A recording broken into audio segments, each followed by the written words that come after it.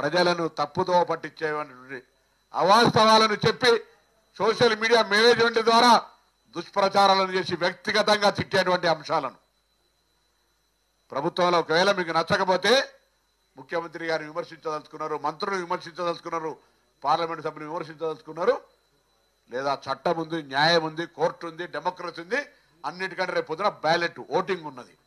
అవి వదిలిపెట్టి కొంతమందిని రెచ్చగొట్టి కుటుంబ సభ్యులతో సహా సంబోధించేటువంటి వ్యాఖ్యలు వాటిని మీరు తీవ్రంగా ప్రచారం చేసేటువంటి అంశం మీద నేను సిటీ పోలీస్ కమిషనర్ గారిని కూడా ఆదేశిస్తా ఉన్నాం. అటువంటి వాళ్ళు ఎవరు చర్యలకు పాల్పడ్డా తగిన విధంగా చర్యలు తీసుకోవాలని కోరుతా ఉన్నాం. ఇలా ఇది మంచి సంస్కృతి కాదు. గతంలో అనేక మంది మా వాళ్ళ మీద అటువంటి ఏదైనా ఒక పోస్ట్ క్రియేట్ అయితే ఇళ్లలో అర్ధరాత్రి చేసి అరెస్ట్ చేసి తీసుకొచ్చినారు.